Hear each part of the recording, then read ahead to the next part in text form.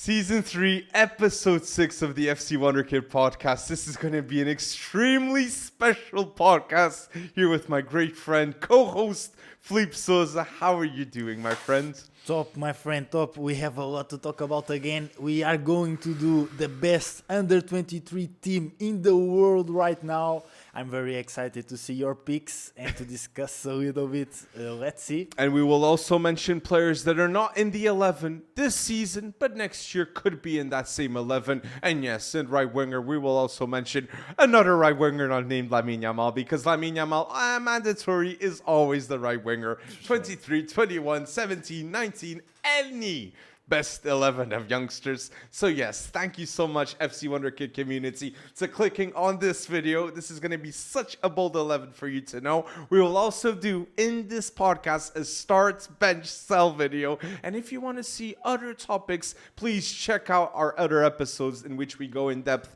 in Wonderkids that go bold in the Champions League. We did the best under 21 11. We talked about Wonderkid managers in the last podcast and the true or false of Wonderkids. So please check the FC Wonderkid podcast weekly on Spotify, YouTube, and Apple Podcasts.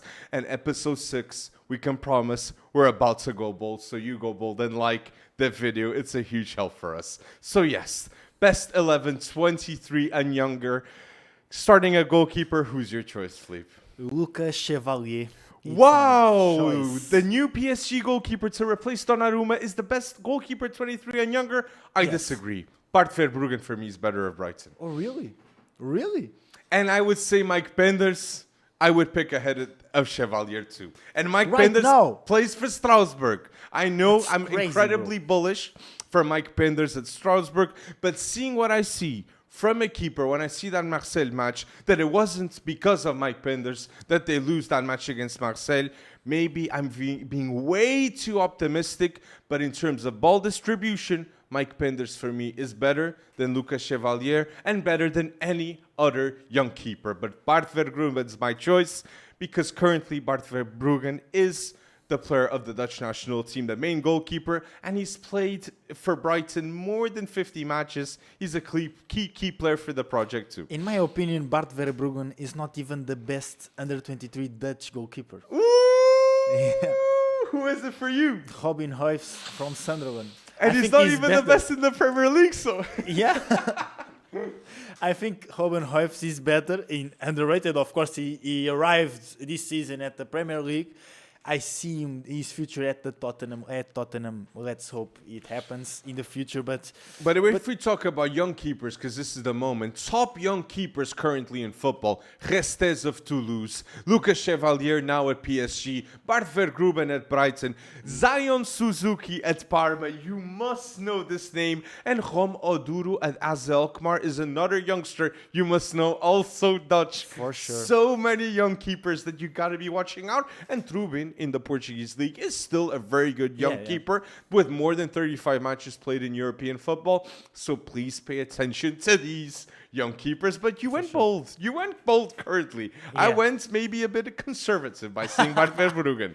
Yes.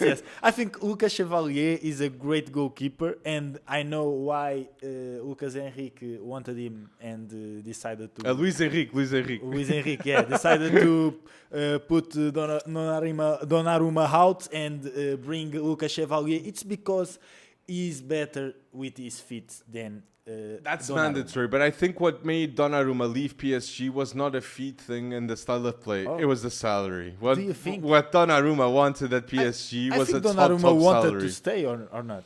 I think it was a money issue. I really think it was a money issue because currently people are surprised. And yes, we've seen Donnarumma play since the age of 16. He's been a captain at a young age for AC Milan. Was so bold. He's 27 years old. Donnarumma can still play at the highest level for the next 10 years. It's an elite signing by Man City for 30 million. Yeah, and for sure, he's a starter for a big team since he's 16 years old. Insane. In AC Milan. Insane.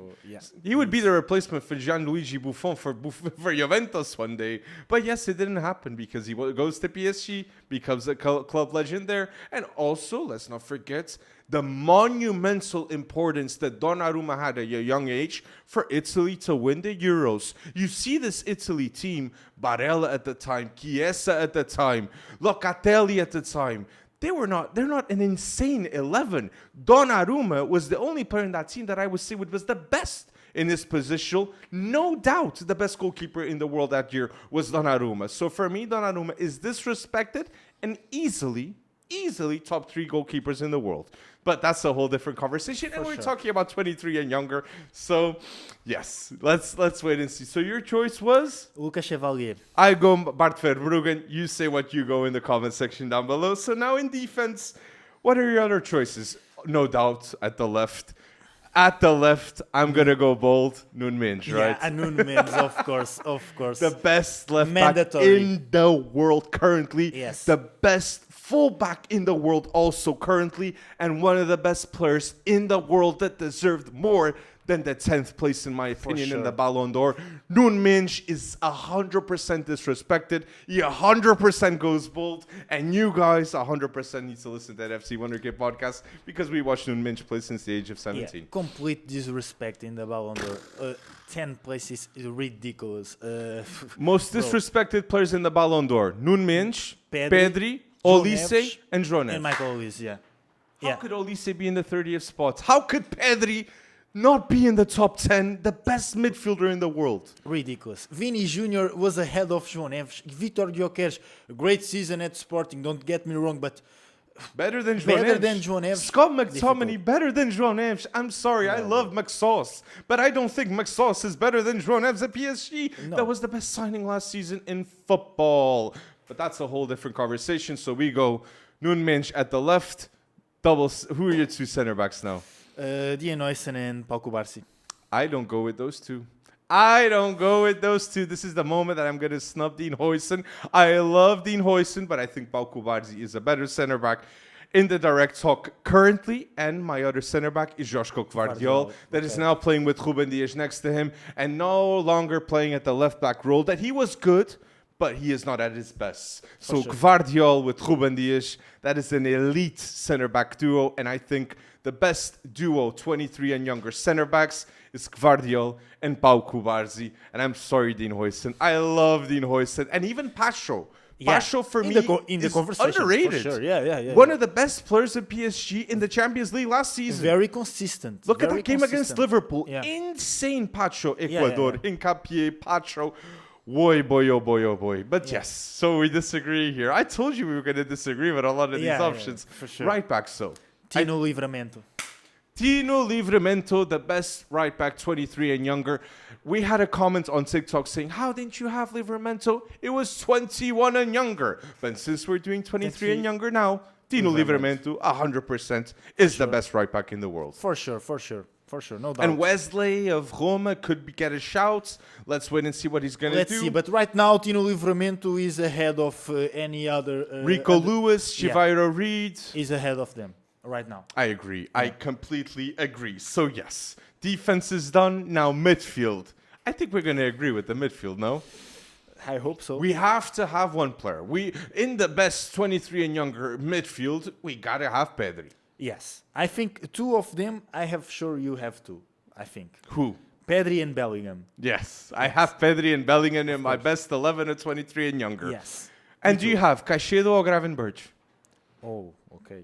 You were thinking without a CDM. Yeah. None of them, yeah. But if you had to pick between Moises Caicedo and Ryan Gravenberch. Moises Caicedo. Why? Because Gravenberch has more goal in him. Yes, but it's not his role to score goals. Moises Caicedo. Do you see the amount of balls? Would you say Caicedo could have a legacy one day at Chelsea as big as Kante? Yes. So that's why he could be better than Gravenberch. Yes. Don't get me wrong, Gravenberch. I think they are different players. But same position. I don't like when people say different kinds of players, but when they play the same position. Yes, but it's just their strengths are different. If I'm a coach, I prefer Moises Caicedo because he's decent with the ball. He recovers a lot of balls. And he recovers a lot more balls than Gravenberch, for sure. He wins every duel. It's insane. It's very difficult to win a duel to Moises Caicedo.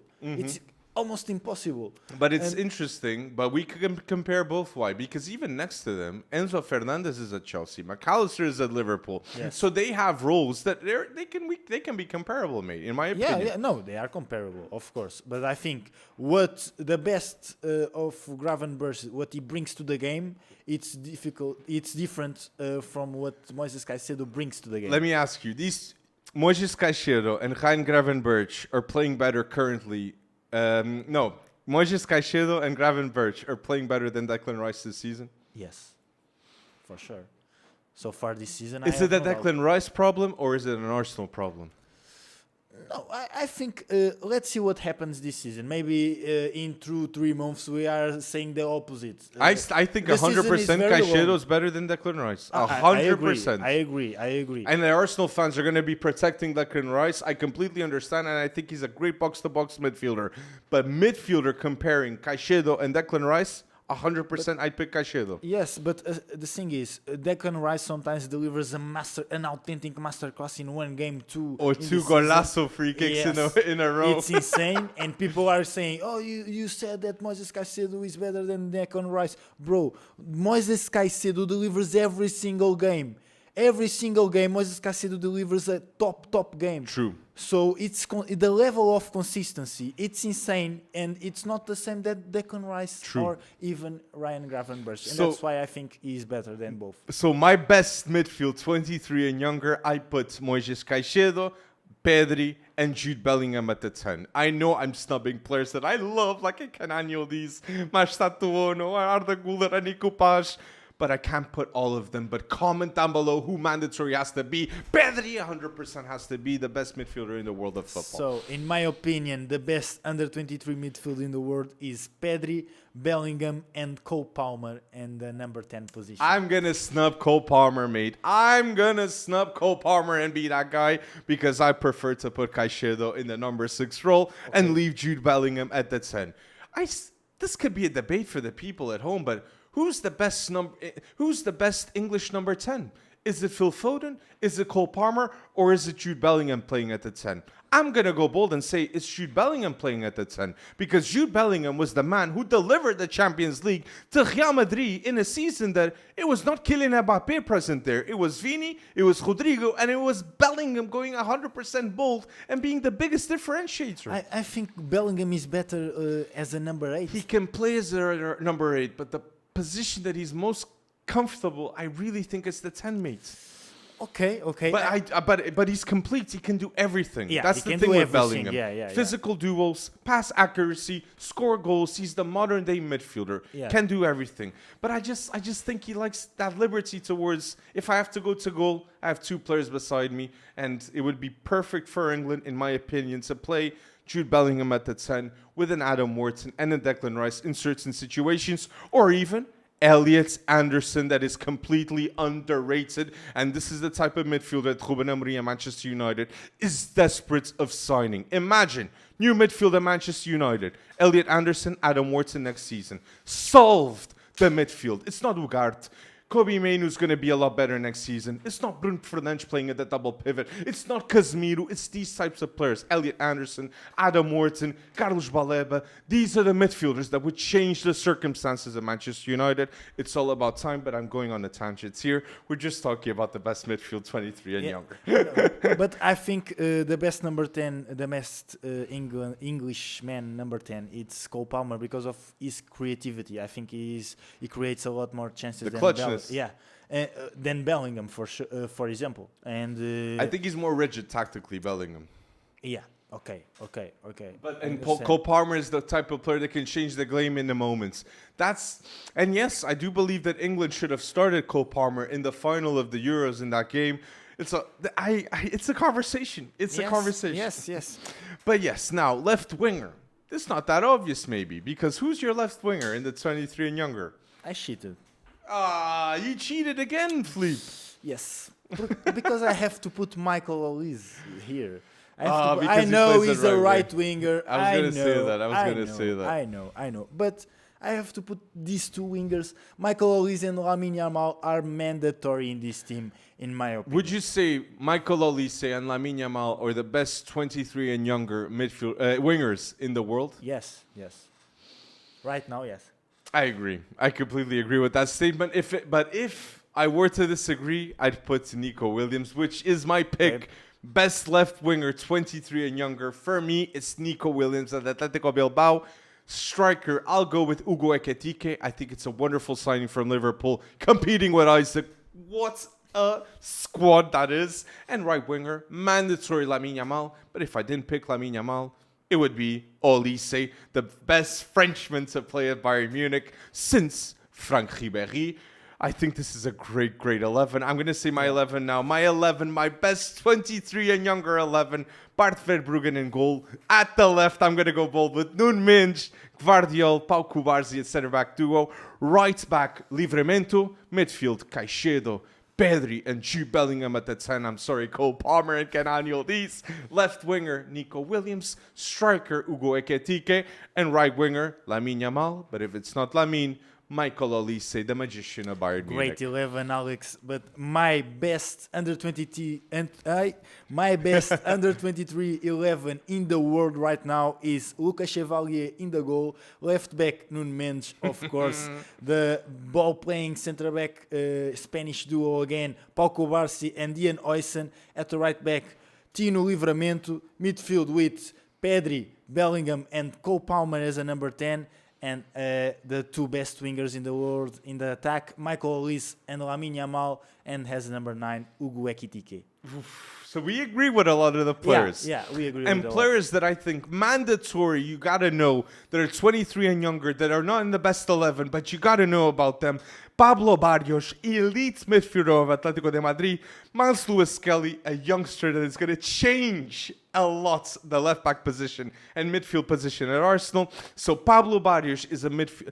So youngsters that you got to watch, 23 and younger. Pablo Barrios, Miles Lewis-Skelly, Santiago Castro of Bologna, underrated striker. Kushanov of Man City, you must know about him. Bilal El Canous at Stuttgart, Zenu de Bast at Sporting, key player in the Portuguese league and one of the best ball-playing centre-backs, in my opinion. Fermin Lopes, the symbol of an underrated player that is a youngster too. And did I say Kenan Yildiz? Because if you do not know about him, it's mad. And Lamine Camara of Monaco. Please pay attention to a player like him too. And Xavi Simons. And Matthias Schule, shout out to Fleet that he loves Matthias Schule. yeah. Matthias Schule, very underrated, yeah. But you said, and Wirtz, what's happening to Wirtz so far? 8 games, 0 goals, 0 assists for Wirtz. Very difficult. The adaptation to the Premier League is being tough. And Xavi Simons is already scored. He not. I don't know. It's a lot of pressure because when you play for Liverpool, you are expecting a lot of goals, a lot of assists, and I think this pressure are taking a little bit of influence here. But who are the youngsters that you think in a year's time would be in this best 11? For me, the biggest name is Kenan Yildiz. Kenan Yildiz, for me, next season, best 23 and younger. Yes. Best under 21, no doubt. Okay. I Miles Lewis-Skelly for sure. João Neves also. João Neves, yes. We can't pick João Neves ahead of Jude Bellingham and Pedri currently. It's extremely difficult. Yeah. No, it's impossible. It's impossible right now. But I think João Neves, yes. And the left back options, it's a debate. No Nuno Mendes as a choice. Nuno Mendes is the best left back 23 and younger. But if you go Kerkez, Balde, or Álvaro Carreras, who would you pick? I would pick right now Carreras. I would go Carreras, and the people that say he doesn't know how to defend, you do not know ball. Lamine Yamal knows that Álvaro Carreras doesn't know how to defend. No, he does know how to defend. Does know how to defend. Yes. And offensively, Carreras brings so much to the table. People do not understand football. Oh my days. Carreras, I think, would be my choice too. What a moment. What a decision by Real Madrid for signing Carreras for 50 mil. Okay. I agree. Another player that I think could be here, it's Lenny Yoro. Maybe in 2 years' time. Let's see how he develops at Man United and difficult times right now. But let's see how he develops. And strikers, maybe Samu can be here. Sim, Porto. Hugo Ekitike is 23 now. Let's see how Samu develops as well. Next season, the striker can't be there. But Fabio Silva at Dortmund, how are you feeling about that move? I'm excited. I'm excited too. And I think he could succeed at Borussia Dortmund. I really hope Fabio Silva succeeds at Borussia Dortmund because our Portuguese national team in the World Cup could have Cristiano Ronaldo, Gonçalo Ramos, and Fabio Silva, the 3 strikers to go. Yeah, for sure. And you will need another striker when Cristiano Ronaldo retires. And Fabio Silva can assist a lot also too. The IQ of Fabio Silva is quite underrated in my opinion. And Fabio Silva, he's been at the highest level since the age of 18. Symbol of pressure for a youngster, okay? He goes to Wolves, doesn't succeed. Goes to PSV, succeeds. Goes to Belgium, succeeds. Goes to Rangers, even succeeds. At playing at winger. I remember seeing him play against Benfica at the wing too. So Fabio Silva is a symbol of persistency for a youngster. So it's wonderful to see Fabio Silva now at 23 in a club that trusts youngsters, and I'm sure they're gonna trust Fabio Silva too. Joe Bellingham, Fabio Silva, interesting team. And Svensson, very good left back that you've got to be watching out. Daniel Svensson, okay, it was quite a bargain signing that Dortmund did for 12 million, I think. And Darren Anselmino as well. Anselmino, but we mentioned him, to replace Otamendi in the Argentinian national team. So yes, tell us down below in the YouTube comment section who are the Wonderkids that 100% had to be in this 11, and go bold and give us suggestions of more topics that what you would like to see in the FC Wonderkid podcast, and we will listen to you guys. Now, start, bench, sell. FC Wonderkid edition. We did a lot of these in the past. It's always fun to do, and I can't wait to do it with Philippe because this is being really enjoyable doing these podcasts. And some of these opinions, I really think we're going to disagree, and it's always good to have a positive debate and disagreement. But you guys too. I'm going to put you guys also to the test, so you comment down below. What are your choices about these start bench sells that we're going to do? So let me start here with the first start bench sell. We mentioned these youngsters in every podcast, but we never put it on the tape comparing each other. So start bench sell, Nico Paz, Arda Güler, and Kenan Yildiz. Nico Paz, Arda Güler, Kenan Yildiz. Okay.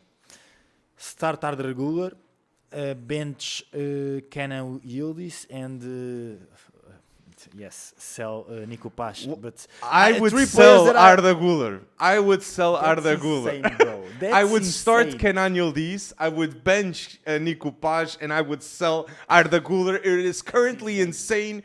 But I'm going to repeat myself and say Kenan Yildiz and Nico Paz are currently the 2 best players of Serie A.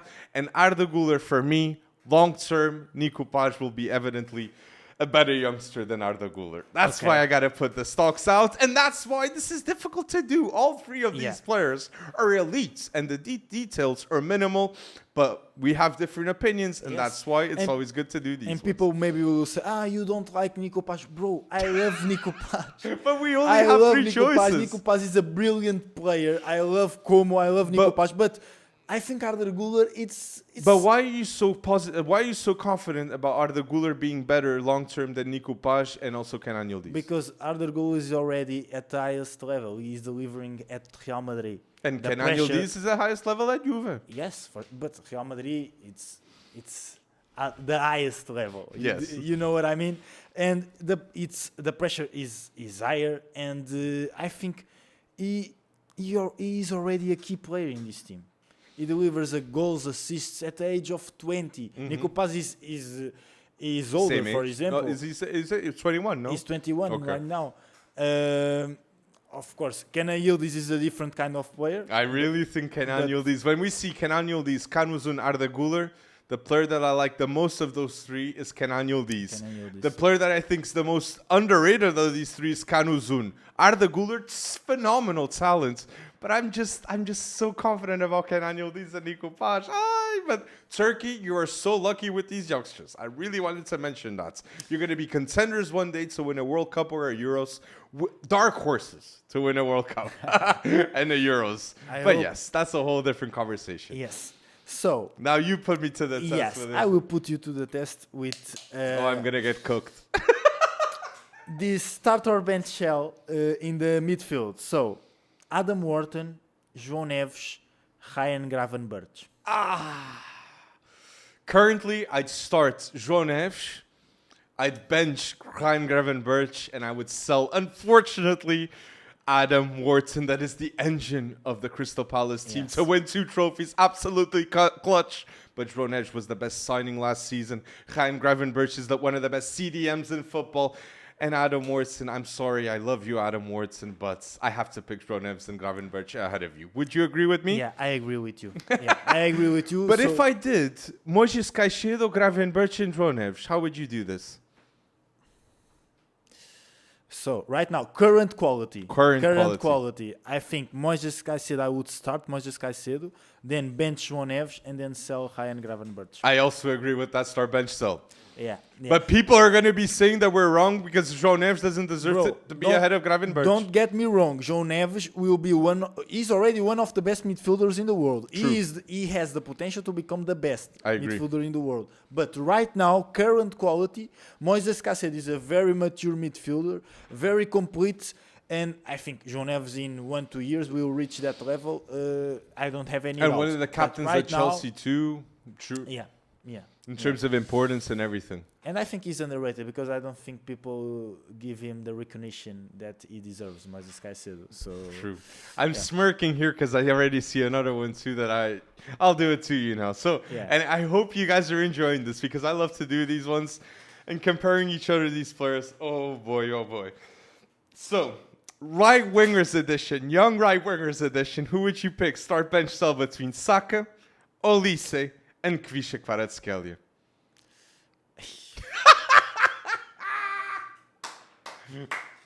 Saka, Olise, and Kvisha Kvaratskhelia. Bro. Insane.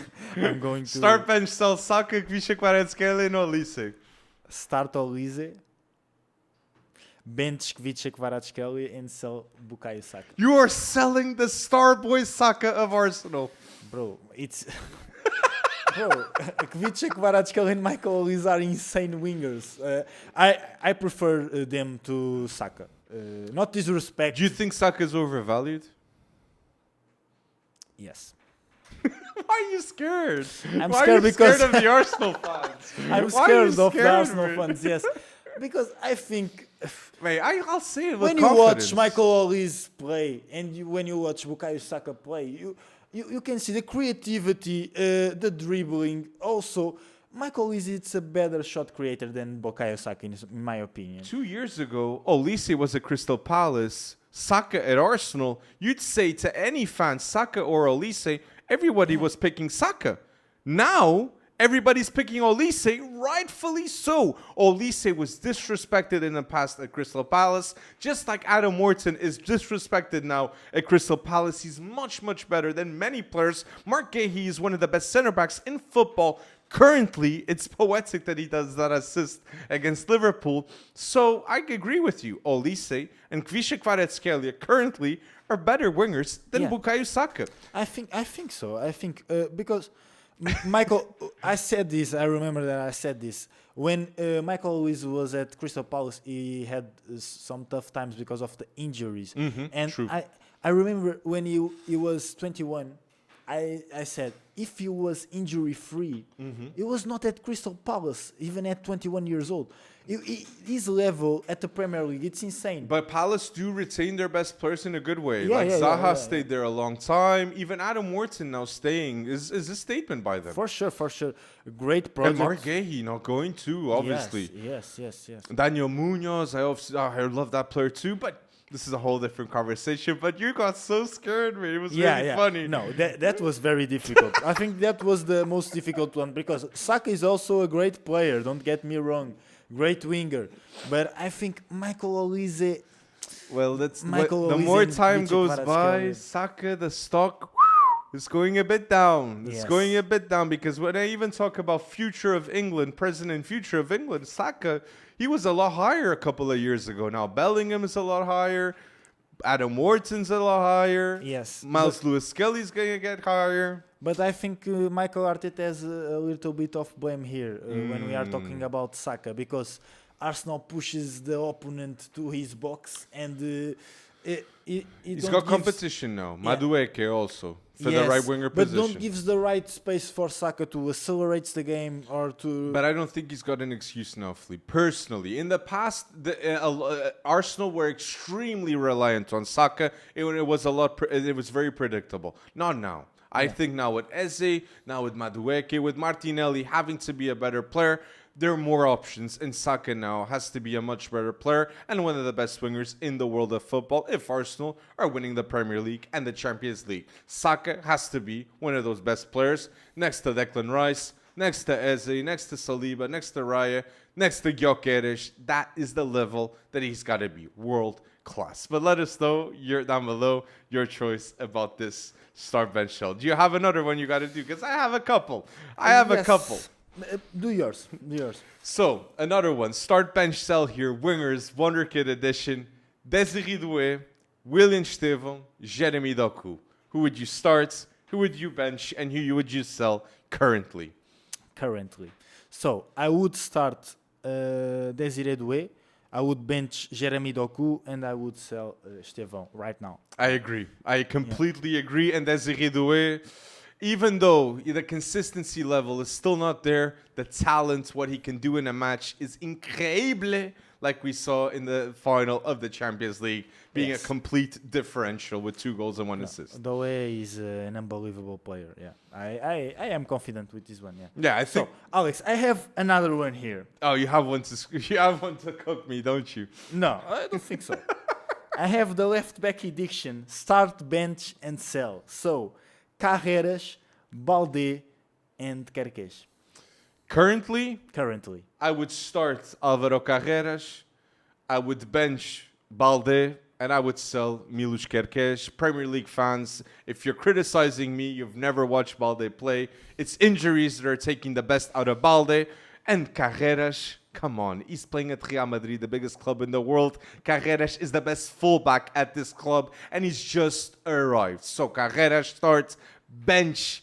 Who was the bench? Balde, and sell Kerkez. It's a hard one, left back edition. I'm not gonna lie. I would bench Kerkez and sell Balde. You would sell Balde. Currently, yeah. I think Balde is the best out of the 3, but it's just injuries that I don't put Balde ahead of Carreras. Now, here's another one too. Portuguese center backs edition. Zeno de Bast, António Silva, and Kivior of Futebol Clube do Porto. New signing. Oh, bro. It's one of the top clubs each. Yes. Okay. Zeno de Bast, I would start Zeno de Bast because for me it's the best ball playing centre back outside the big 5 leagues. I agree. So, de Bast is that player. And I love that kind of centre back. So I would start Zeno de Bast. I would bench right now, currently, Kivior, and I would sell António Silva. But António Silva, he's 21 years old. Kivior is 25. He's older, yes. I just wanted to do young center back. So right now, Kivior is a way better center back. But in the future, António Silva can become way better. That's an interesting one. And you did say a bold statement also to go along with that about Zeno de Bast, that I completely agree. And so in terms of ball distribution, he's a special player. For sure. You said you had one that's going to cook me, though. Yeah, I don't know if I got cooked by one. Yes. Did I? No. Still no. But I have one here that's very difficult. Cook me, mate. Try. So, Cole Palmer, Jamal Musiala, Florian Wirtz. Cole Palmer, Jamal Musiala, and Florian Wirtz. Start, bench, sell. Out of those 3, I start Jamal Musiala, no doubt. I think he's the most talented player of the 3. I would bench Cole Palmer, and I would sell Florian Wirtz. And I think 8 games, 0 goals, 0 assists is not the best Florian Wirtz, obviously.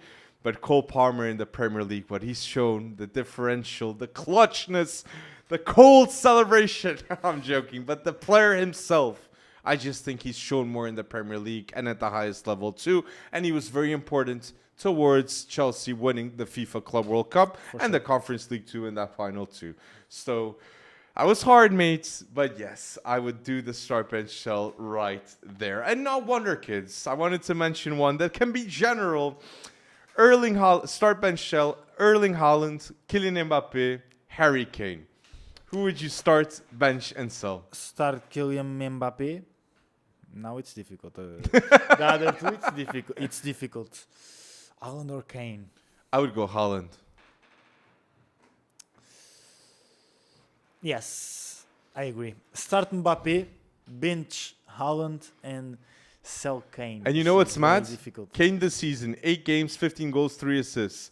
Haaland this season, 15 goals, 3 assists, but in 9 games. They even share the same stats, man. But yes, start That's Mbappe, insane. bench Haaland, and sell Harry Kane. That look, I saw this rumor.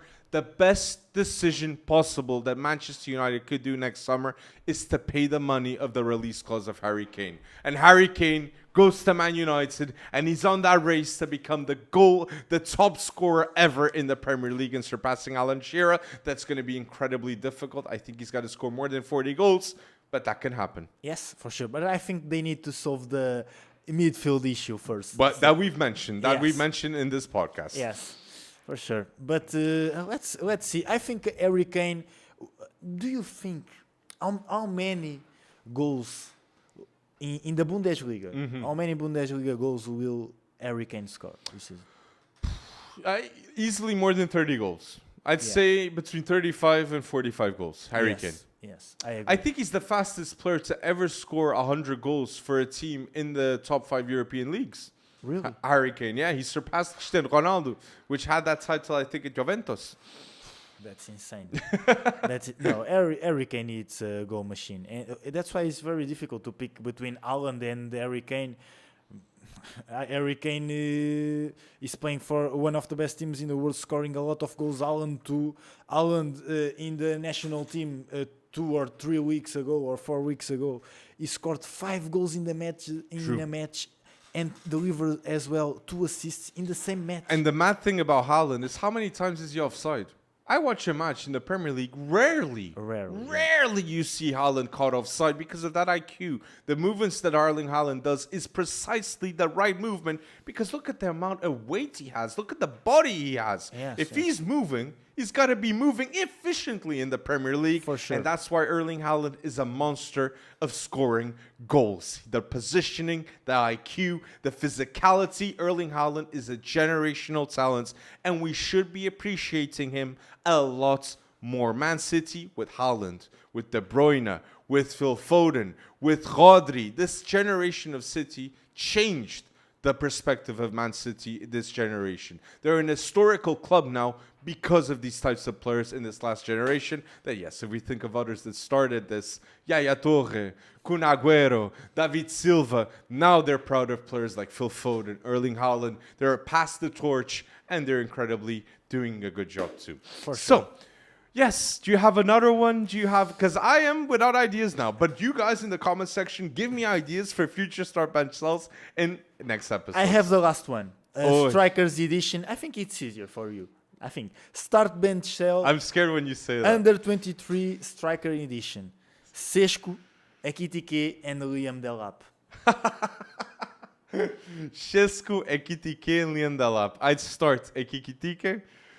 I would bench Šesko, and I would sell Liam Delap currently. So you think Sesco is better than Delap? I Right? think currently, yes, Šesko is better than Delap. But long term, this could change. And Yeah. if I put Samu, I would pick Samu currently ahead of Liam Delap. I would pick Samu ahead currently of João Pedro. I would pick Samu, yes. I João would pick Pedro? Yes. I'd pick him ahead of Evan Ferguson. I would pick Samu ahead of the majority of strikers 23 and younger. The only one I'm not going to say better than him, Ekitike, is better than him, I'm sorry, Ekitike. Yeah, I think Samu is disrespected. Samu, 100% better than Šesko.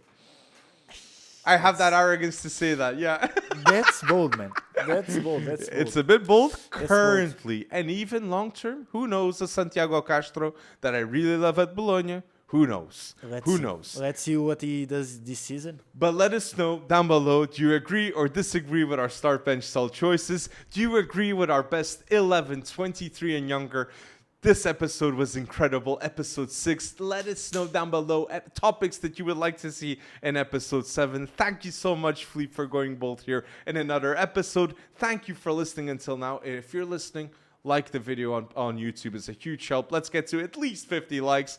Rates us on Spotify is also a huge help. And yes, thank you so much for going bold with us here in another episode of FC Wonderkid. And yes, it's been fantastic, this journey, and we can guarantee there's more to come. Thank you for going bold, people.